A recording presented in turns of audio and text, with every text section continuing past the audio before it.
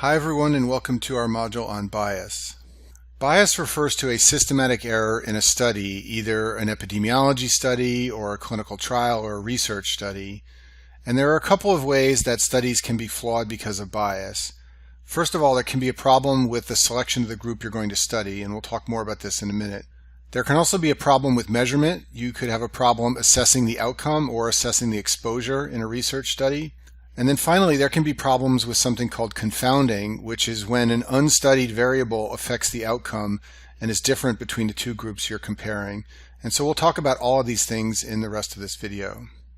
We'll start by talking about selection bias, which refers to any error in selection or retention of the groups that you're studying. And usually when we use the term selection bias, it's a general term, meaning some problem selecting the groups of patients that we study so that our analysis of those patients is incorrect, or so that the findings are unique to those patients and aren't applicable to the general population. And there are many different subtypes of selection bias, and I'll go through some of the important ones in the next few slides. We'll start by talking about sampling bias, which is a subtype of selection bias.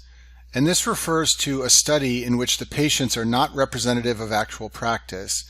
So there's been a bias in the patients that you sampled, and when you try to apply the findings of your study to the general population, it can't be applied because the patients in your study don't match the general population. So for example, the average age of many heart failure patients in clinical trials is 65 years old. The average age of heart failure patients in actual practice is over 80. So in my field of cardiology, we always have to question when we're applying heart failure trials to an older population whether or not the results are applicable. And we always worry about sampling bias leading to a disproportionately younger population in the trial.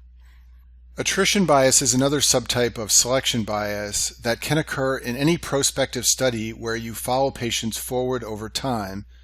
When you do this, some patients can be lost to follow-up, and if the patients that are lost to follow-up are unequal between the groups, then that can lead to results that are biased because of attrition bias. So for example, suppose 100 smokers were lost to follow-up due to death, and you were studying the effects of smoking on health. Your study might show that smoking is not harmful, but that's because 100 smokers who died were lost to follow-up. So in any prospective study, you always have to pay close attention to patients who drop out of the study. You have to make sure you can understand why they dropped out and make sure there isn't an unequal loss of patients between the different groups that you're comparing.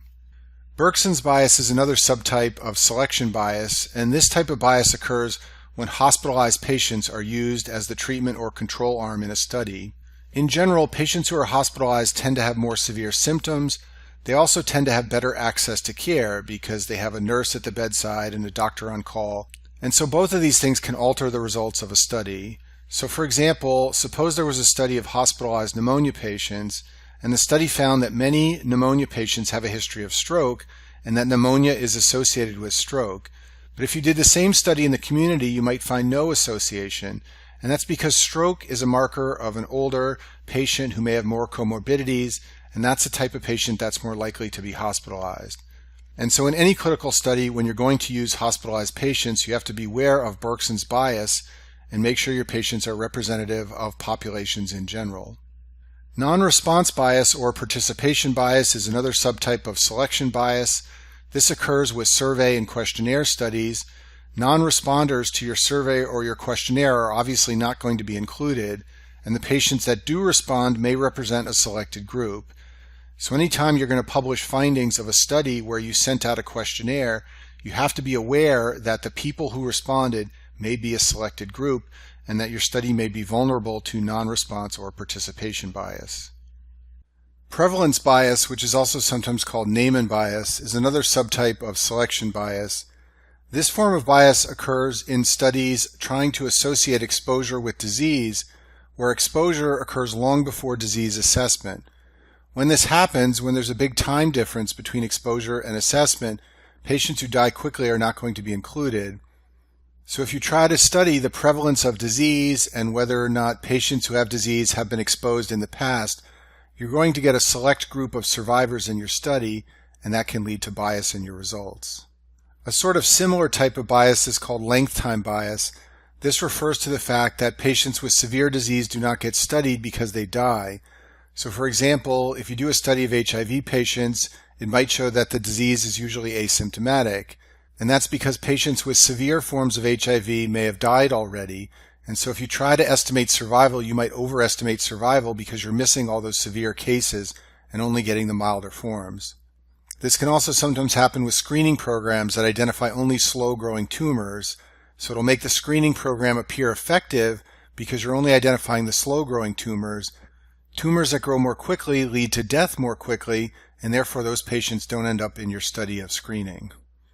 And then lead time bias sounds like length time bias, but it's a different form of bias. This refers to when screening identifies disease earlier, and it can make survival appear longer even though it's not.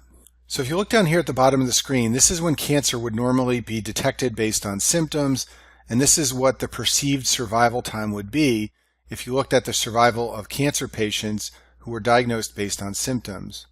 Now, if you introduce a screening program, you might diagnose cancer earlier before it would normally be diagnosed, and this leads to what's known as lead time. This is extra time that the patient is alive after being identified, and this will make your perceived survival time appear longer, even though it's not. All you did with your screening program was detect patients earlier.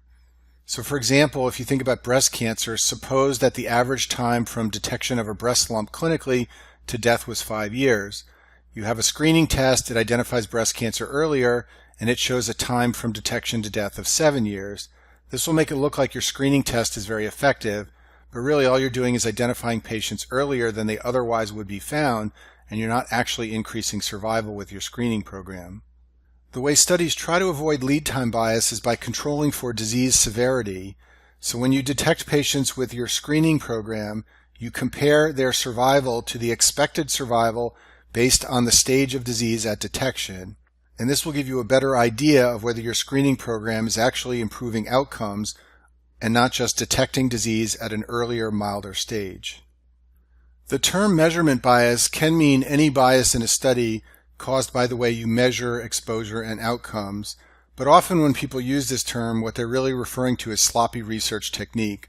So for example, if you were measuring blood pressure incorrectly in one arm of patients in the study, that could lead to measurement bias in the way you measure blood pressure.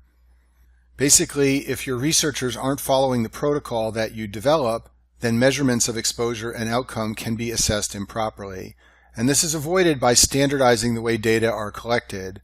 Researchers try to always collect data in objective, previously tested methods that are known to work, and these are carefully planned ahead of time. So for example, in clinical trials where you're going to assess blood pressure, ahead of time, the trial designers specify exactly what cuff's going to be used, what time of day the blood pressure will be taken, how it will be measured, and they make sure everyone does it the same way in the study, and that's to avoid measurement bias. So as I said on the last slide, sometimes the term measurement bias is used to simply describe any error in measuring exposure or outcomes. And so when you think of it that way, recall bias is a subtype of measurement bias. Recall bias refers to inaccurate recall of past events by study subjects. And this is a common problem in studies that involve surveys. They ask patients questions, they ask them to recall past events, and sometimes their recall of past events is inaccurate. So for example, if parents of disabled children were asked about lifestyle during pregnancy, and pregnancy occurred many years ago, then parents may have poor recall, and that could lead to inaccurate findings about which elements of lifestyle during pregnancy are associated with having disabled children. And the way you avoid this is by minimizing the recall time frame. You try to question patients shortly after the event you're interested in, not many years later, so that you can get accurate recall. Observer bias is another form of measurement bias. This occurs when investigators know the exposure status of the patient, and that biases their observations. So for example, if a cardiologist is interpreting EKGs for a study, but the cardiologist knows which patients have coronary disease and which do not, this could bias the observations about the EKG. Similarly, if a pathologist was reviewing specimens, but the pathologist knows which patients have cancer and which do not, this could also bias the observations. And this type of bias is avoided by blinding, which refers to not allowing investigators to know the exposure status of the patient. So in many drug trials, investigators do not know whether the patient in the study that they are taking care of received the experimental drug or a placebo, and this helps to make sure that there won't be any observer bias where investigators interpret the findings in the patient based on knowing their exposure status. And then procedure bias occurs when one group that you're studying receives a procedure like surgery and another group does not. The patients who have surgery often get more care and attention in the post-op period compared to patients who do not get surgery, and this can lead to differences in outcome that are unrelated to the surgery but are in fact related to the care and attention that patients get after they have had surgery. You can avoid this by blinding, also called masking. This is where the team caring for the patients is unaware of which patients have had the procedure and which have not. For some patients where there's a large incision or wound, it can be very hard to hide whether or not the patient has had the procedure, but if possible, you can do that. This is also sometimes avoided by using a placebo, which can be done in procedural studies. There are some examples of studies where a sham surgery is performed. The patient has an incision, but surgery is not done, and then afterwards the patient and all the people caring for the patient are unaware whether or not surgery was done, and therefore you can assess outcomes and avoid any type of procedure bias. Okay, next let's talk about confounding bias. This occurs when an unmeasured factor confounds the study results. So to understand this, consider that a study found that alcohol users are more likely to develop lung cancer compared to non-users. This might make it look like alcohol is a possible causative factor for lung cancer. However, smoking is much more prevalent among alcohol users, and smoking is the true cause of more cancer. So in this example, we would say smoking is a confounder. It's an unmeasured third factor outside of alcohol and lung cancer that is the cause of the studied results. The way epidemiology studies manage confounders is by doing what's known as a stratified analysis, which eliminates confounding bias. So to understand this, let's look at this 2x2 table I've set up here. We have lung cancer along the top and alcohol use along the side here. And let's imagine that our epidemiology study found these numbers for cases of lung cancer and alcohol use. And in another video, I talk about how you can calculate a risk ratio using these numbers from a cohort study. And in this example, the risk ratio is equal to 5, meaning that lung cancer is 5 times more likely among individuals who use alcohol compared to those who do not. But if you're worried that there might be confounding bias in this example, you could stratify the results based on whether patients are smokers or non-smokers. And so if you do this, you might get a 2x2 table like what's shown at the bottom here. These are just made up numbers to illustrate this example. But in the stratified analysis, under smokers, the relative risk is equal to 1, and under non-smokers, the relative risk is also equal to 1. So what we've shown here is that when you break down the analysis based on whether patients are smokers or non-smokers, the risk association that you found in the original study goes away. And that's because all of these findings in the original study are related to whether or not the patients smoke, not whether or not they use alcohol. And so when you analyze the smokers separately and the non-smokers separately, you're not going to find any association because now you've taken smoking out of the equation. There are a couple of ways you can control for confounders when you're doing clinical research.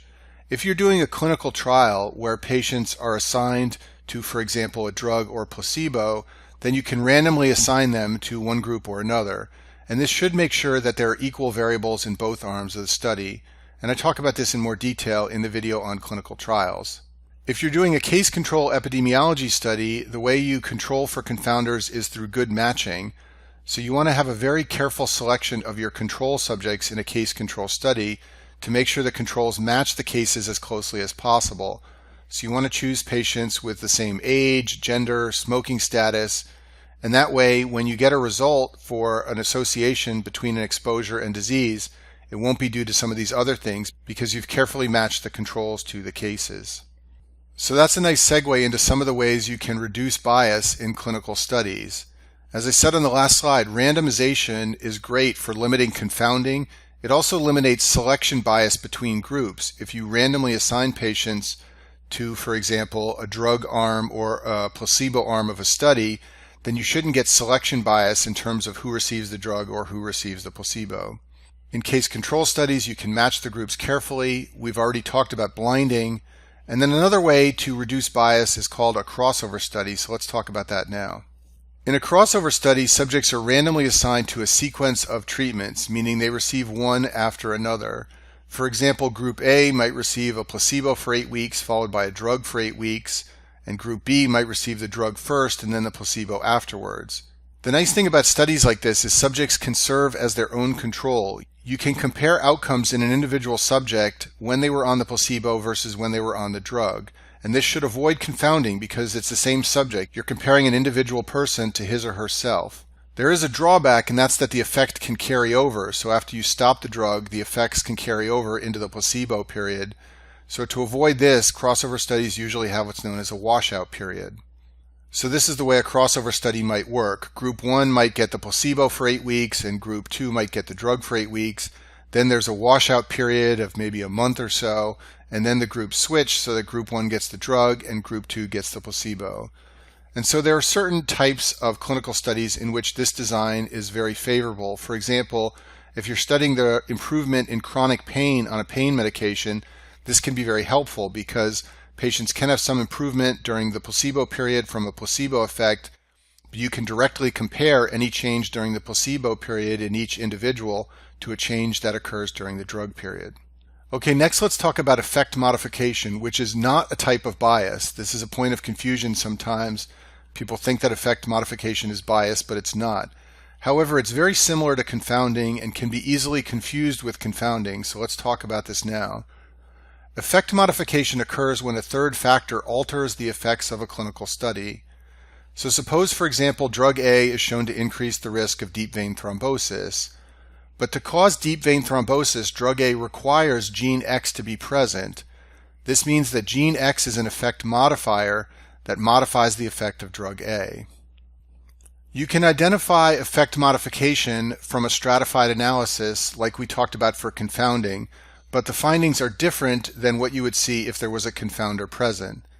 So for example, suppose we got this 2x2 table for deep vein thrombosis occurring in patients who did or did not receive drug A.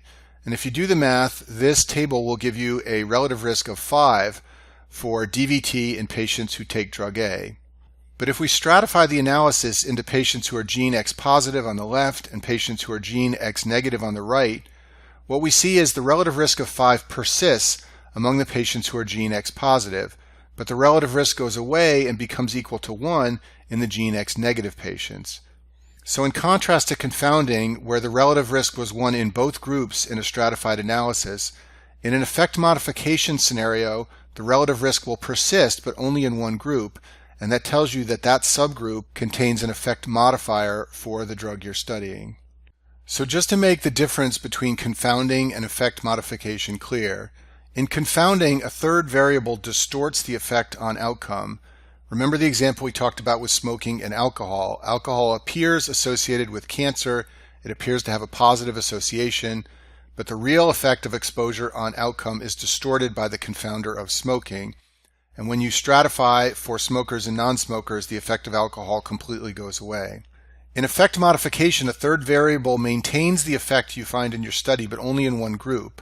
So there is a real effect of exposure on outcome, but that effect requires the presence of a third variable, and that third variable is called an effect modifier. So to make this even more clear, let's go through an example, and let's imagine that patients taking drug A are found to have increased rates of lung cancer. So there appears to be an association between drug A and lung cancer. However, drug A is taken mostly by smokers, and so when you break down the study data into smokers and non-smokers and do a stratified analysis, you find no relationship between drug A and cancer, and that's because smoking is the real cause. In reality, drug A has no effect on lung cancer, and so this is an example of confounding of the association between drug A and lung cancer by smoking. In another example, let's also imagine patients taking drug A have higher rates of lung cancer according to a study, but drug A activates gene X to cause cancer. So when you break down the data and do a stratified analysis of patients who are gene X positive or gene X negative, the relationship between drug A and cancer will persist, but only in the gene X positive group. This means that drug A does have an effect on rates of lung cancer. This is different from confounding, but drug A requires another factor, which is gene X, and this is an example of effect modification, which, as I said before, is not a form of bias. Alright, moving on, let's talk about the Hawthorne effect, which is another example of measurement bias. This occurs when patients who are being studied improve because they're being studied and monitored. This can happen if patients or the providers taking care of them change behavior based on the fact that they know they're being evaluated. And this is common in studies of behavioral patterns. So for example, if physicians know their patients are being surveyed about vaccination status, the physicians may vaccinate more often, and it will look like physicians are being more careful to vaccinate everyone than they are in reality if you weren't studying them. Another example is patients who are being studied for their exercise capacity who decide to exercise more often because they know they're going to be asked about it. A different but somewhat similar form of bias is called the Pygmalion effect, also known as the observer expectancy effect. And this occurs when a researcher believes in the efficacy of treatment and this influences the outcome of the study. So for example, imagine if the creator of a new surgical device was overseeing a study of its benefits in patients. That creator might assess the outcomes very positively among his or her patients because they created the new surgical device and they want it to work and they believe that it works.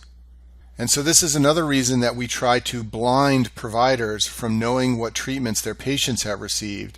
That way, if the provider has an opinion about whether the treatment is beneficial or not, that opinion can't influence their assessment because they don't know whether or not the patient has received the treatment. And so like I said, the Pygmalion effect and the Hawthorne effect are different, but they share some similarities and they can be easily confused. In terms of the Pygmalion effect, this occurs when the provider believes in treatment and influences the results to be positive.